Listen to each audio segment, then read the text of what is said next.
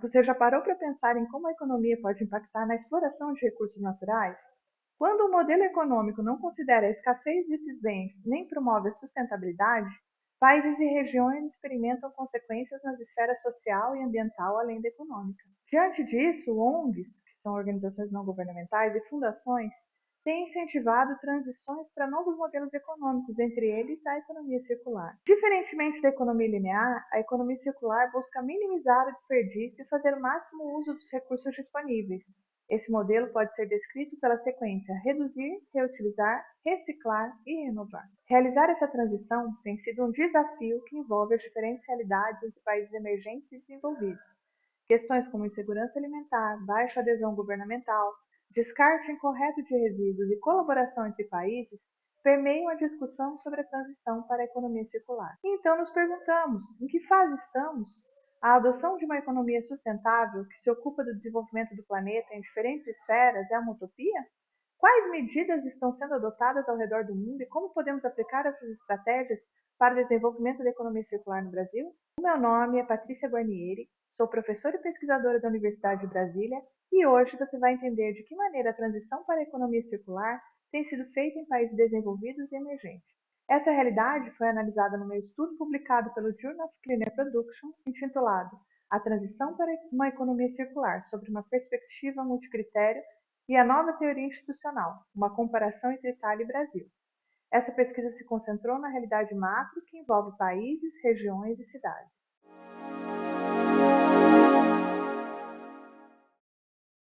E para entender essa transição econômica, eu e um grupo de pesquisadores colaboradores realizamos uma análise comparativa entre o Brasil e a Itália.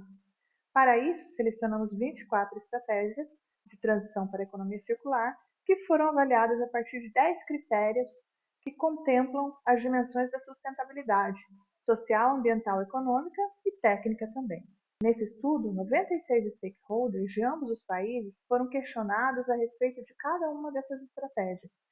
Se tratam dos tomadores de decisão na implementação de uma economia mais sustentável em nível macro. Esses tomadores de decisão incluem os stakeholders top-down, ou seja, o governo que participa na tomada de decisões de cima para baixo, e bottom-up, que consiste em empresas e administrações atuando de baixo para cima na tomada de decisões.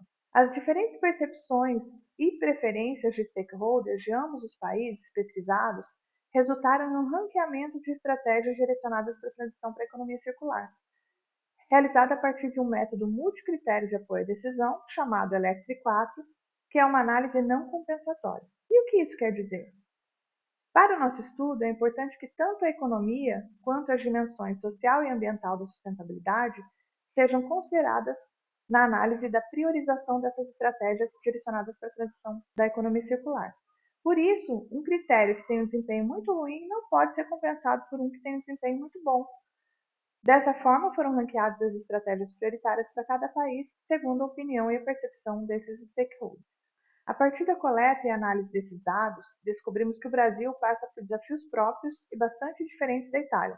E o que causa esse contraste? Pelo ranqueamento das 24 estratégias selecionadas, descobrimos que a estratégia intitulada como Redução de Desperdício e Outras Perdas Alimentares está em primeiro lugar no Brasil.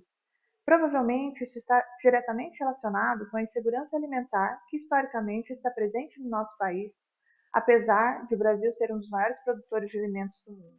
Enquanto isso, na Itália, verificou-se que o primeiro lugar foi para a estratégia de eficiência energética. Já no Brasil, essa mesma estratégia está em última posição. A Itália passa por problemas ainda referentes à questão da eficiência energética e à carência de fontes de energia, enquanto que o Brasil, por outro lado, é considerado um dos países mais eficientes em termos energéticos.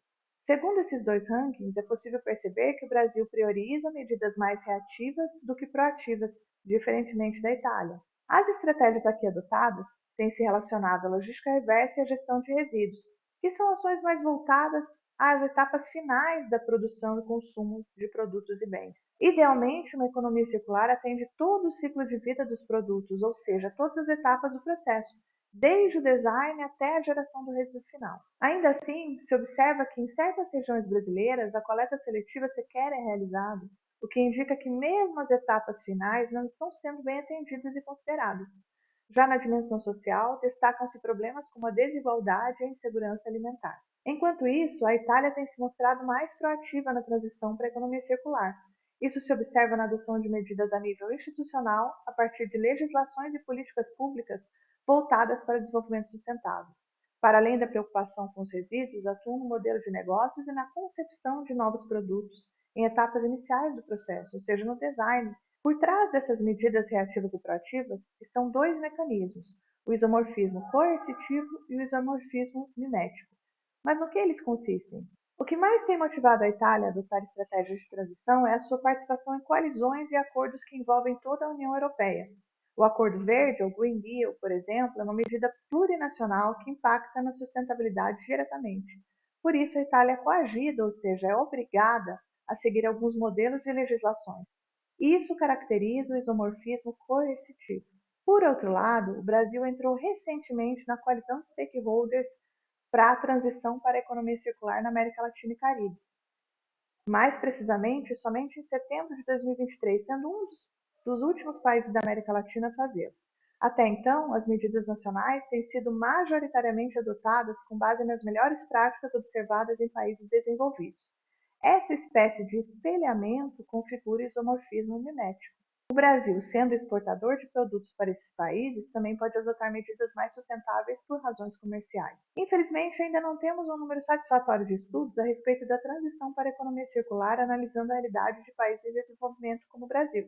Por isso, esse estudo se justifica. A partir da metodologia utilizada nesse estudo, outras pesquisas poderão realizar esse diagnóstico em outras realidades.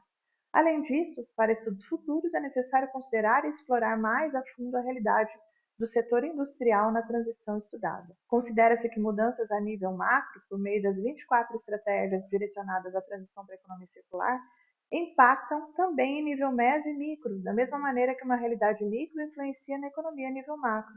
Como vimos, tomadores de decisão podem vir de baixo para cima, e todos contribuem para essa transição que impacta em diferentes esferas. Portanto, se você se interessou pelo tema e quer entender melhor as estratégias e critérios considerados nessa pesquisa, eu te convido a ler o meu artigo, que fornece detalhadamente os esquemas de análise multicriterial aplicados sobre os stakeholders, ou seja, os tomadores de decisão. Eu fico por aqui, obrigada por ter me acompanhado no vídeo de hoje.